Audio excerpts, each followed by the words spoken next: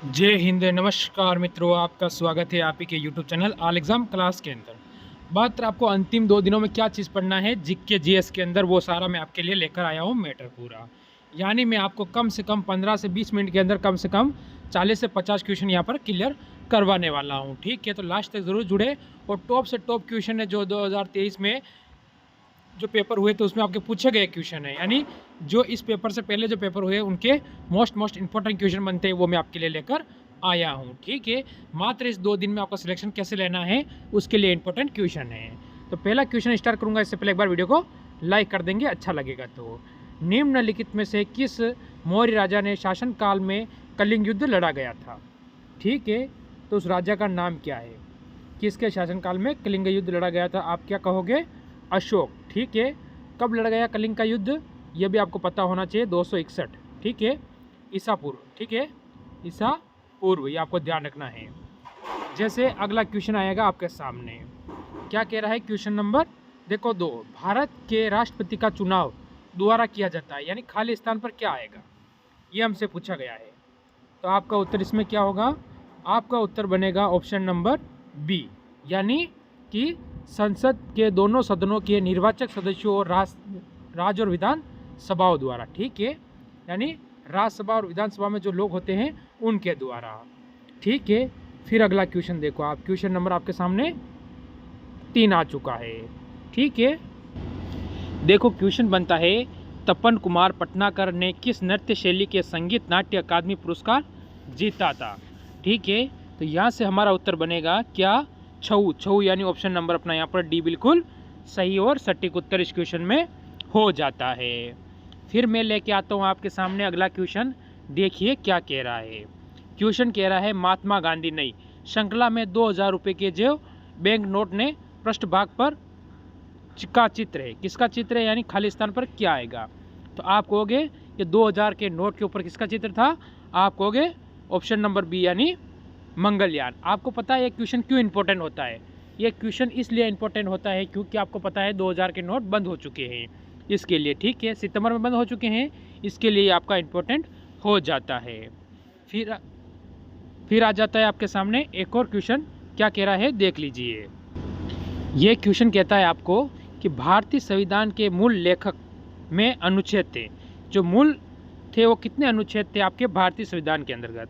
तो आप कहोगे 395। इसमें से 200 से ज़्यादा अनुच्छेद अपना संविधान तैयार हुआ था कब? 1935 से लिए गए, आपको ध्यान रखना है 1935 से 200 से ज़्यादा अनुच्छेद लिए गए थे। ठीक है, ये आपको याद होना चाहिए। फिर आता है अगला क्वेश्चन। फिर अगला क्वेश्चन क्या कहता है, देखिए कि आपातकाल के दौरान ठीक है किस मौलिक अधिकारों को निलंबित नहीं किया जा सकता है? ठीक है, जब आपातकाल लगती है फिर भी आपका जो मौलिक अधिकार होते हैं उन्हें निलंबित नहीं किया जा सकता है। ठीक है, तो कौन कौन से नहीं किया जा सकता है? आप कहोगे अनुच्छेद 20 और 21 को निलंबित नहीं किया जा सकता है, यानी इसको आपका निलंबित नहीं होगा। फिर आएगा अगला क्वेश्चन आपके सामने, देखो अगला क्वेश्चन क्या कह रहा है। अगला क्वेश्चन हमें कह रहा है 1958 में मैंडोवर में से केलिस तक इंग्लिश चैनल को पार करने वाले पहले भारतीय कौन थे, जो कि 1966 में एक कैलेंडर वर्ष में 5 महाद्वीपों के महासागरों को तैराकी करने वाले एक मात्र व्यक्ति भी थे? तो उनका नाम क्या है? उनका नाम क्या होगा? यहाँ से आपके कम से कम 2 से 3 क्वेश्चन क्लियर हो रहे हैं। तो आप कहोगे मिहिर सेन। मिहिर सेन ऑप्शन नंबर आपका यहाँ से ए बिल्कुल सही हो जाएगा। फिर आता है अगला क्वेश्चन। अगला क्वेश्चन हमें क्या कहता है, देखिए कौन सी अक्षांश रेखा भारत के मध्य से होकर गुजरती है जो देश की जलवायु को प्रभावित करती है? मोस्ट इंपॉर्टेंट क्वेश्चन बनता है, ऐसी कौन सी अक्षांश रेखा है? तो आप कहोगे कि कर्क रेखा। ठीक है, भारत के कितने 8 राज्यों से होकर गुजरती है, कितने 8 राज्य से होकर गुजरने वाली रेखा का नाम है कर्क रेखा। कहाँ गुजरती है? भारत के अंदर। फिर आता है अगला क्वेश्चन, ऐसी राजस्व प्रणालियाँ जिसका सरकार पर दावा नहीं होता है क्या कहलाती है? ठीक है, तो यहाँ पर आपका उत्तर क्या कहलाता है इसके अंतर्गत? ठीक है, जल्दी से जितना जल्दी आप उत्तर देने की कोशिश करेंगे, क्योंकि पेपर में इतना समय नहीं मिल पाता है आपको। तो ऑप्शन नंबर ए क्या हो गई? गैर प्रतिदेय। ठीक है, ऑप्शन नंबर ए अपना बिल्कुल यहाँ पर सही हो जाएगा। ठीक, आपको ये याद रखना है। फिर चलो अगला क्वेश्चन देखो आप लोग, ये आ चुका है आपके सामने एक और क्वेश्चन है, क्या कह रहा है, 2017-18 में विजय हजारे ट्रॉफी किस राज्य ने जीती थी। ठीक है, विजय हजारे ट्रॉफी 2017-18 में किस राज्य ने जीती थी। तो उस समय जीतने वाले राज्य का नाम था कर्नाटक। ऑप्शन अपना यहाँ पर ए बिल्कुल सही और सटीक हो जाएगा। ठीक, फिर अगला क्वेश्चन देखो, अगला क्वेश्चन आपको क्या कह रहा है। क्वेश्चन नंबर आपके सामने आ चुका है अगला, ये कह रहा है अगस्त 2022 में झारखंड सरकार के राज्य ब्रांड एम्बेसडर के रूप में किसे नियुक्त किया गया। उसके राज्य के जो किसी काम का प्रचार करने के लिए जब ब्रांड एम्बेसडर नियुक्त करते हैं, किस कब की बात चल रही है, अगस्त 2022 की। तो किसे नियुक्त किया था, आप कहोगे कि ऋषभ पंत। ऑप्शन नंबर अपना यहाँ पर सी बिल्कुल सही हो जाएगा। ठीक, फिर अगला क्वेश्चन देखो क्वेश्चन क्या कह रहा है। क्वेश्चन कह रहा है भारत में अरेबिका कॉफ़ी कौन से राज्य में उगाई जाती है, यानी कौन से राज्य के अंदर ये कॉफ़ी उगाई जाती है। तो यहाँ से हमारा उत्तर क्या होगा कि ये coffee Karnataka, option number C राज्य में उगाई जाती है। किस में उगाई जाती है, कर्नाटक राज्य के अंदर ये उगाई जाती है। ठीक है, इसे आप बोल सकते हो मालाबार का क्षेत्र भी, वहाँ पर भी उगाई जाती है ये। फिर अगला क्वेश्चन आता है। ठीक है, ये क्वेश्चन अब आप सिर्फ को याद करने का अंतिम 2 दिनों में, यानी 2 दिन में सिर्फ यही पढ़ना है आपको, और फिर अंतिम बार जो क्लास आएगी कल वो देखना नहीं भूलना है, क्योंकि वहाँ से भी इम्पोर्टेंट क्वेश्चन आगे पेपर में देखने को मिलेगा। ठीक, क्वेश्चन क्या कह रहा है, क्वेश्चन हमें कहता है भारत में पहली संपूर्ण जनगणना कब हुई थी। संपूर्ण जनगणना भारत के अंदर प्रथम बार कब हुई थी। ठीक है, तो आप कहोगे प्रथम बार हुई थी संपूर्ण जनगणना 1881 के अंदर। और भारत में जनगणना की शुरुआत कब हुई थी, तो शुरुआत हुई थी 1872 में। ठीक है, 72 में शुरुआत हुई थी और संपूर्ण कब हुई थी, तो 1881 में। इसके बाद क्या हुआ, हर 10 वर्ष में होती है। कितने वर्ष में, 10 वर्ष में। ठीक, ये आपको याद रखना है। देखिए क्वेश्चन हमें क्या कह रहा है, मानव शरीर में भोजन एक संतनली से गुजरता है जो प्रारंभ होकर गुदा तक जाती है। ठीक है, आपका उत्तर इसमें क्या होगा, आप कहोगे मुख गुहिक। ठीक है, क्या होगा, मुख गुहिक यानी ऑप्शन नंबर अपना यहाँ पर ए बिल्कुल इसमें सही और सटीक उत्तर यहाँ पर बन जाएगा, खाली स्थान पे ये शब्द आ जाएगा। फिर अगला क्वेश्चन देखो, अगला क्वेश्चन हमें कह रहा है महात्मा गांधी श्रृंखला में 50 रुपये के जो नोट होते हैं, ठीक है, बैंक नोट का आधार रंग है कौन सा। जो 50 का नोट है उस पर आधार रंग कौन सा है। ठीक है, तो आपका उत्तर यहाँ क्यों है, क्योंकि आप यह खुफिया आपको पता है कि आप जिसकी तैयारी कर रहे हैं वो क्या है, IB की तैयारी कर रहे हैं।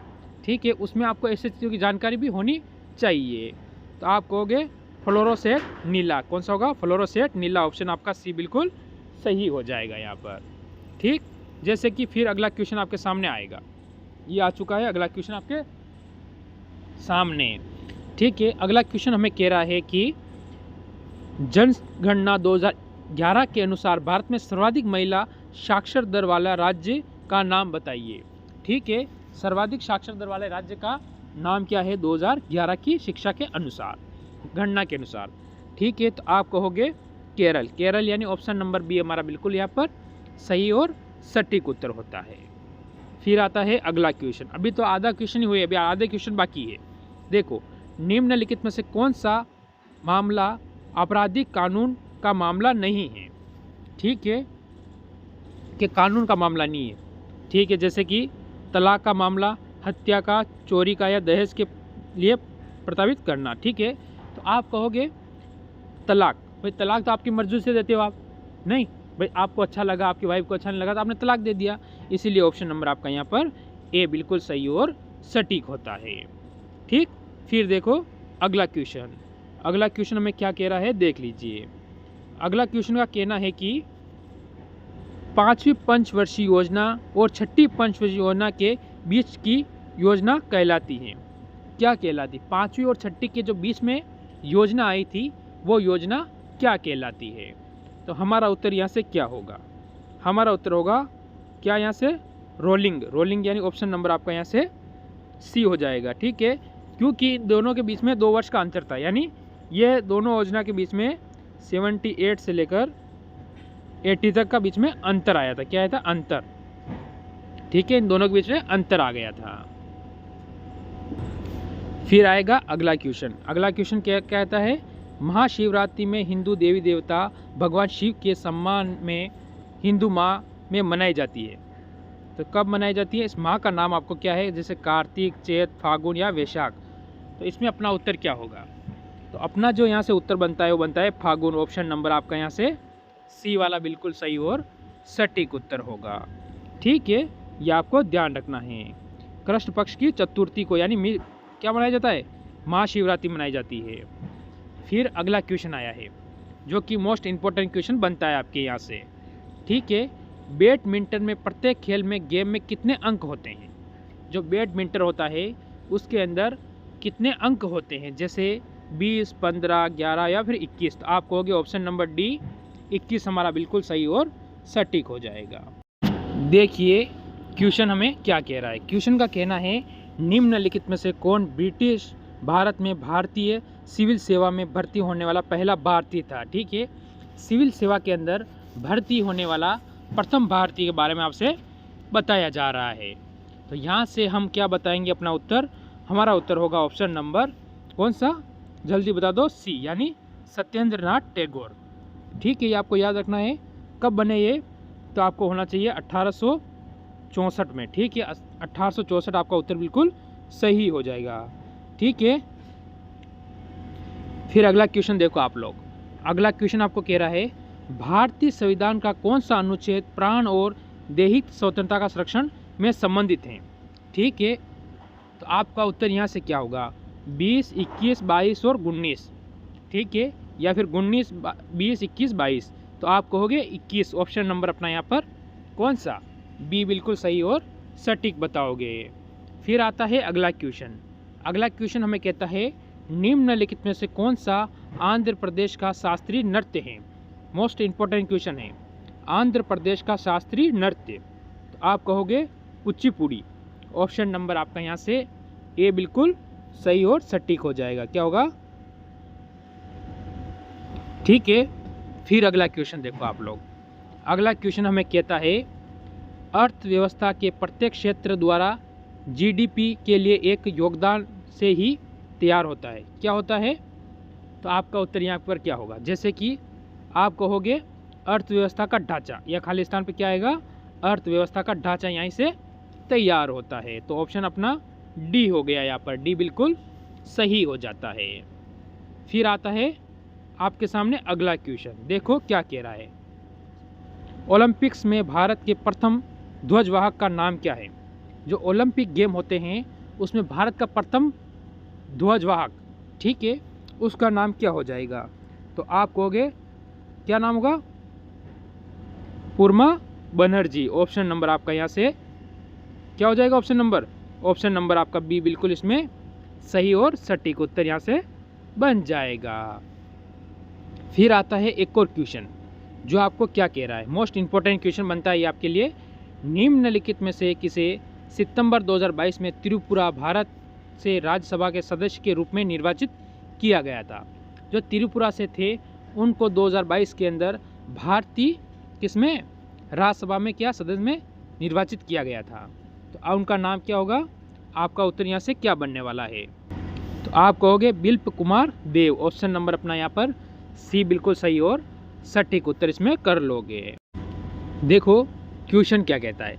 क्वेश्चन हमें कह रहा है अक्टूबर 2022 के अनुसार भारतीय कम्युनिस्ट पार्टी के महासचिव कौन हैं 2022 के? ठीक है, अक्टूबर। तो क्या होगा? तो आप कहोगे डीजी राज यानी ऑप्शन नंबर आपका यहाँ से डी वाला बिल्कुल सही और सटीक उत्तर इस क्वेश्चन में यहाँ से बन जाएगा। फिर लाऊंगा मैं अगला क्वेश्चन आपके सामने। अभी तो क्वेश्चन बाकी है, कहीं नहीं जाना है क्योंकि सिलेक्शन लेना है। ठीक है, फिर ये क्वेश्चन आपके सामने आ चुका है। श्वेन तंगसांग के अनुसार नालंदा बौद्ध मठ, ठीक है, खाली स्थान पर नए प्रवेशकों से घटित प्रश्न पूछते हैं जिसका उत्तर देना बहुत कठिन होता है। तो क्या होगा आपका उत्तर यहाँ से? इस क्वेश्चन के अंतर्गत। यहाँ से आपका उत्तर होगा ऑप्शन नंबर ए यानी द्वारपाल। द्वारपाल यानी ऑप्शन नंबर आपका यहाँ से ए बिल्कुल सही और सटीक होता है।